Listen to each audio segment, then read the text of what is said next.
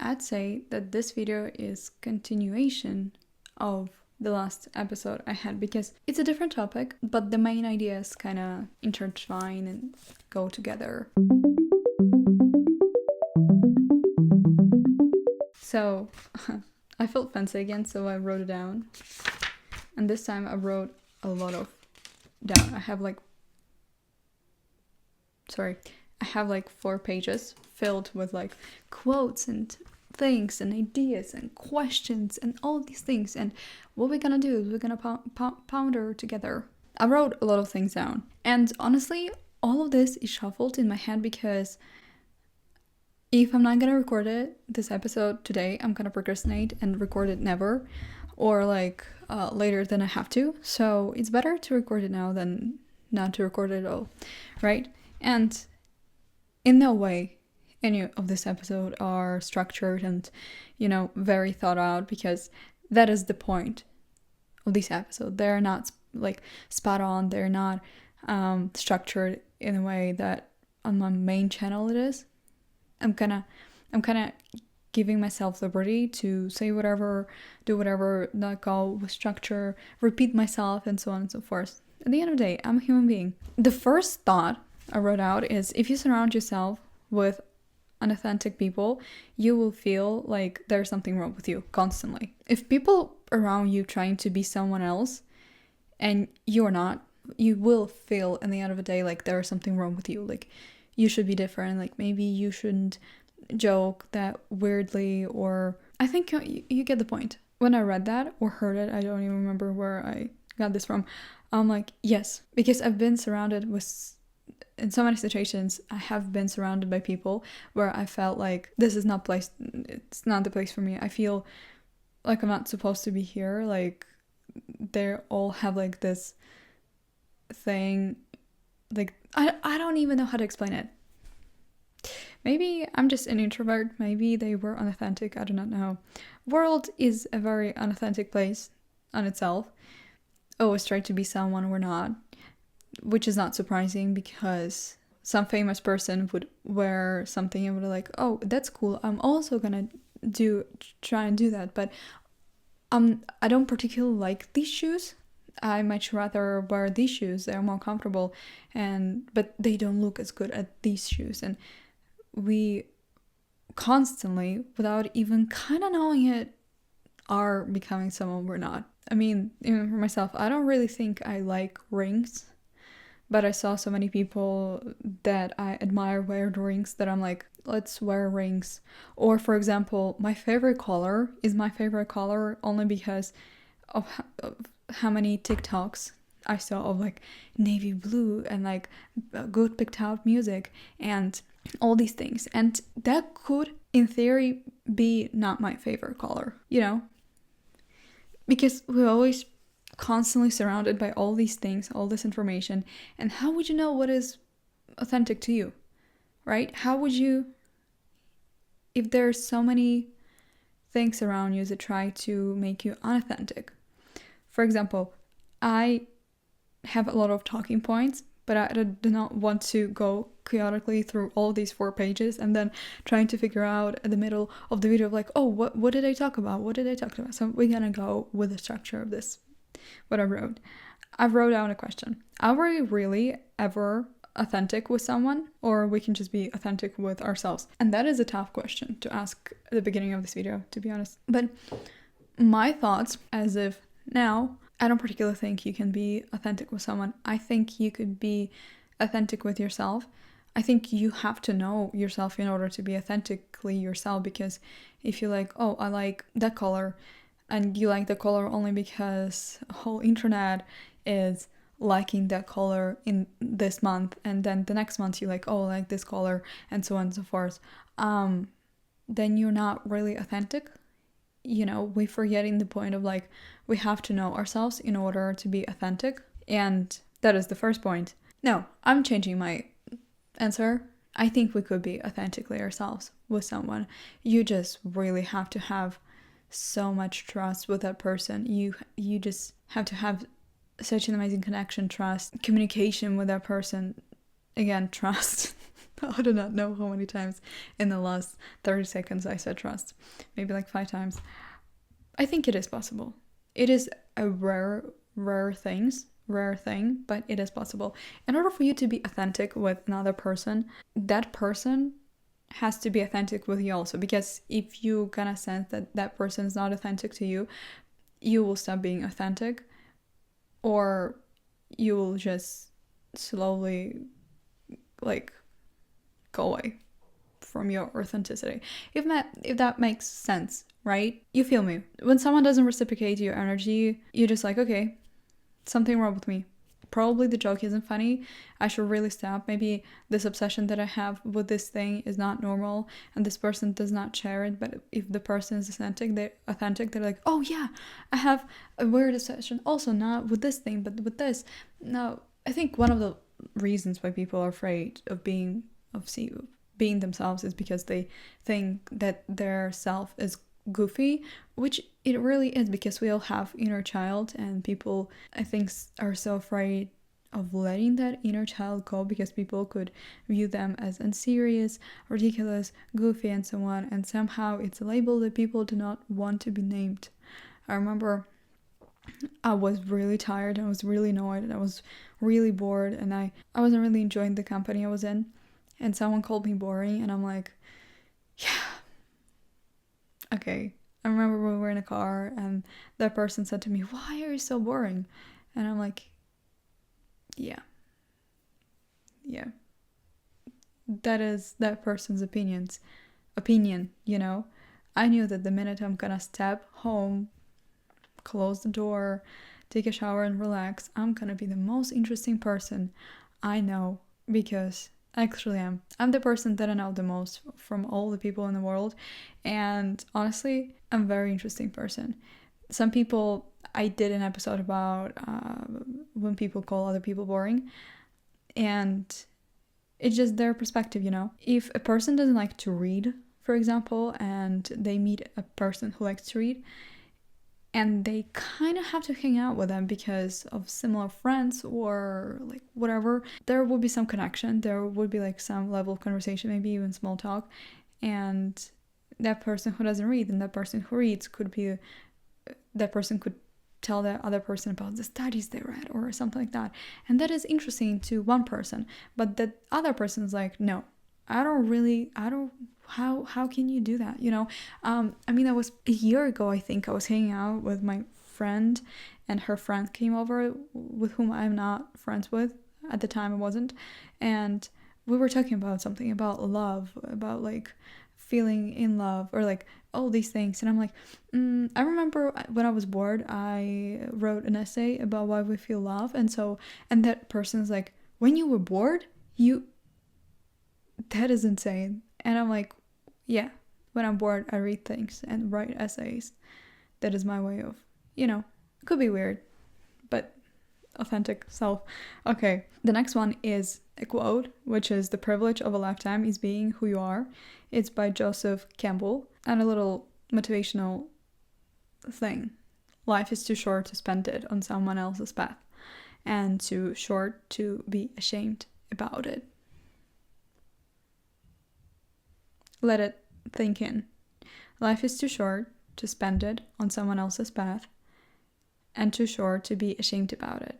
Our own self-obsession tricks us into thinking that everyone is looking at us, that everyone is scrutinizing us, that everyone will notice our not funny jokes, or how weird we are, or I do not know, the traits that we consider negative of ourselves. But that is it. It's our brain tricking us. It's our self-obsession tricking us into thinking that other people will see these things and they will judge us, because we judge ourselves. We think other people will judge us, and it creates all these things, the spotlight effect, where we think, oh, the people only looking at us and they scrutinizing us, and there's like 20 people in a room, but most of the people look at you and scrutinize you, and they see how flawed you are, and so on and so forth, which is not true. The example I like the most is like, when was the last time you really deliberately looked at everyone in the room for the same amount of time as you self-absorb yourself? That is frankly impossible. Or when when I have dirty shoes, when I was a child, I had dirty shoes, and my grandma would tell me to change the shoes, or like, people are gonna be watching, they're gonna be scrutinizing your shoes and so on. And I'm like, when was the last time you went outside and deliberately scrutinized everyone's shoes? And she's like,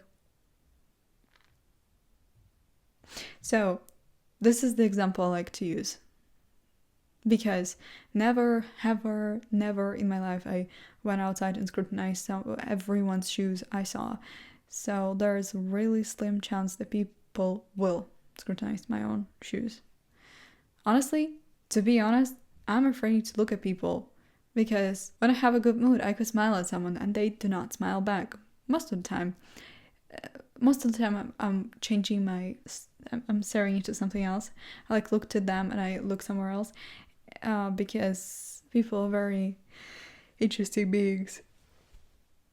See, I'm boring myself. Relying on validation from others robs you from your own happiness, independence, because we constantly need other people's approval to feel satisfied, and that is not healthy. Validation from others is really like a drug, because, for example, when you want, for example, to run a marathon, or to like buy that or do that, and you tell other people that before actually achieving it or buying it or attaining it, our brain doesn't really, I mean, it cares for you to achieve that goal, but only in a way to show other people that you achieved it. Like, we get so much dopamine from especially telling people that, oh, I'm gonna run a marathon, and we see other people's reaction. They're like, oh my god, that is so good, I'm so proud of you, I always knew. And they start giving you all these like compliments and all these things, you know.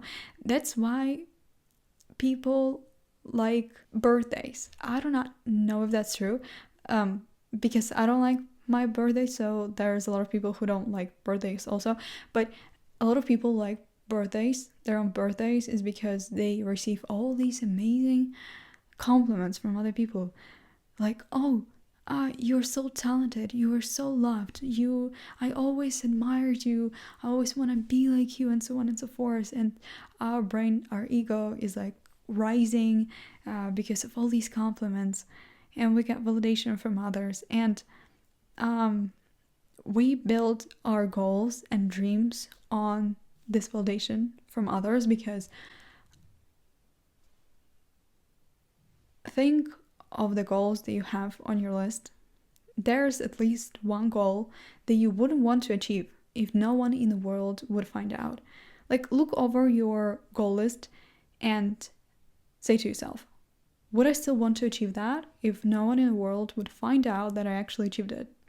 We want to buy a car that is trendy, that is like super extravagant and so on, so other people would look at us driving and they're like, oh my god, they're so cool, I envy them. Or we buy the newest iPhone so other people would be jealous of us. Or we do all these things, materialistic things. We buy materialistic things. I don't even know what other examples to give. Materialistic things are the best example there is. That's how much we want and crave validation from others, to the point where we build our life on it and create our dreams on it also. And that is not healthy.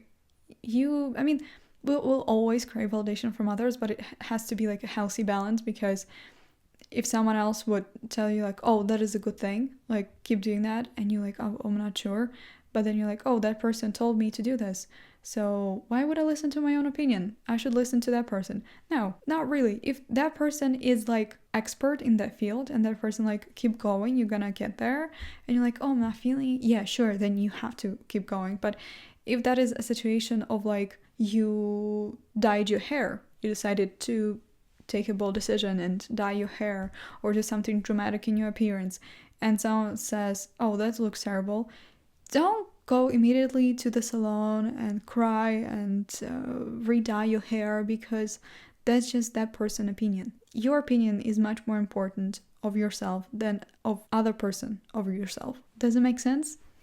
Make it make sense.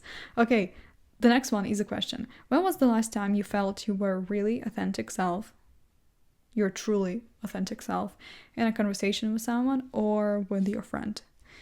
That is not the question I'm gonna answer, because this is a question purely for you to think about it. Maybe like write it down somewhere, ponder about it later, like write it down in your notes, because somehow people don't carry their notebooks and pens with them anymore, because why would you? You have iPhone, any phone, whatever. So I'm gonna repeat the question. When was the last time you felt you were your true, authentic self in conversation with someone or with a friend? Think about it. There's a really beautiful quote by Jim Carrey, and it goes like this: take a chance on being loved or hated for who you really are, or you're going to have to kill who you really are and fall into a grave grasping onto a character you never were. Did you catch that? Take a chance on being loved or hated. The next point is, it's not a question or a quote or whatever, that is a real point. This world, this society was intentionally created to disconnect us from our authentic self. Because think of it, before school, don't even think. First, I'm gonna give you facts. There was a study by, okay, I'm not gonna say by who because I'm not sure. There was a study by a large company who tested level of creativeness in people all ages, from like 5 to 20 years old. And kids at 4 or 5 years old, 95% of them were creative. At 6, 7 years old, 60% of them were creative. At 10 years old, 30% of them were creative. And then after, in middle school, there was like 20% of them were creative. And after 18, only 5% of kids were creative. That is because school system is not set up to make creative people. School system was set up in 1950s or even before that by people who needed workers. They had a lot of factories and they needed workers, and they needed workers to come from school. And they basically, the school education system was built for making workers. That's why we are rewarded for the highest score. This is why we need to be in line. This is why we all kind of competing for the first place, doing the same task. Why? Sure, there are classes that reward creativity, but most of all, just get an A. Do that, do this. And even you can ponder about your own life, how creative you were before school, or like early stages of school. I used to paint so much when I was before school or at the beginning of the school, but then I started getting self-conscious. I'm not doing it perfectly. When we were kids, we were not afraid to make mistake. Didn't really care about mistake, it took me 3 months to learn how to tie my shoes. I was totally okay with that. But now, if it takes me more than a week to do something, I'm like, okay, I'm a failure. I bought a piano and I'm like, after a few days, oh, I do not understand piano instantly. Oh, I'm a failure. What do you mean? People take decades to learn to play piano, and because I see all these covers on the internet, perfect covers that I cannot do, I compare myself to someone else and I'm like, I cannot do that. I need to do it perfectly or not do it at all, because in the school we were rewarded for perfection, not for trying. No one ever said to me in school, oh, good job for trying. You got an F, but good job for trying. No, they said, what, you weren't listening? It always was something negative if I did a mistake or I got a low score. Teachers were always like, weren't you listening? Weren't you, In my home, my mom really didn't care about me getting a B or an A, or, you get an A, great. You get a B, well, okay, that's not the end of the world. You get C, F, and so on. It's not the end of the world, And I'm thankful for that, because I do not know who I would be if I were so focused on grades. The next quote is, all of our lives are too unique to copy the past of someone else. To bring meaning into your life, to bring value into your life, you need to learn how to master yourself. And by mastering yourself, he means understanding yourself. And that is, I've talked about it already, but that is the other reason why so many people can't be themselves, is because they do not know who they are. I had a conversation with my friend recently, and she's like, I do not know what I want. I do not know, like, what other people have it all figured out. Other people, and I'm like, when was the last time you had a conversation with yourself? We have a conversation with you right now. You have a lot of conversations with people when you get to know them. When was the last time you had a conversation with yourself? When you wondered what was your favorite color, or like other deeper stuff? And I'm like, we never do that, because we see ourselves grow up and we think that we know everything about ourselves, but we don't really. We do not. We think we do because we grow up and we see ourselves in the mirror, but we also have to ask these questions that we ask strangers that then become our friends or our spouses. We have to get to know ourselves, because if we don't, someone else will tell us who we are and we will believe them, because that is one more label than we had before. If someone says, oh, you have such a good voice, you should become a singer. You're like, okay, yeah, great. I don't really enjoy it, but you said that, okay, great, yeah. Because I didn't know who I was, but you told me so, I really have to, And that is really sad, because there's so many unique people in the world who don't really who take other people's opinions more than opinion of themselves. And mostly, I think most of the time people don't really have any opinion of themselves. So that's why they're like, okay, you think I'm that? Okay, I'm gonna be that. Okay. We are hardwired to belonging. So people will, that's actually pretty harsh. We're hardwired to belonging, so people will abandon themselves to be accepted. We are hardwired to belonging, so we will abandon ourselves just to feel accepted. What does to be authentic means? I found a pretty cool definition. To be authentic is not suppressing who you are because of external pressure. I mean, we talked a lot about external pressure, anxiety, and so on. Also, one of the things people underestimate a lot, and I kind of am seeing it around my surrounding, is how important thoughts are, how important mindset is. And I think it's so spoken a lot in media and so on. The people are like, yeah, sure. Like, I could change the way I think. Yeah, that's very out there, that's very abstract, so I don't think I can. And that's how people ruin their lives even more.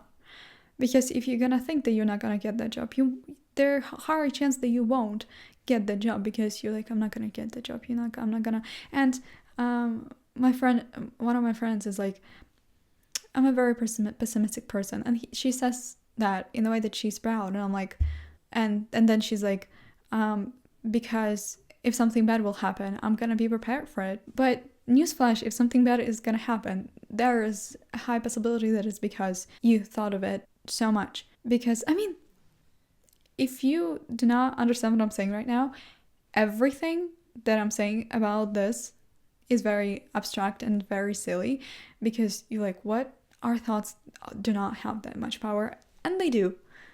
They have immense power, and I simply do not have the time right now to explain it to you. I mean, I do have time, but in the time stamps and the time slots I make these videos, this video does not have time anymore to tell you about how thoughts influence our lives.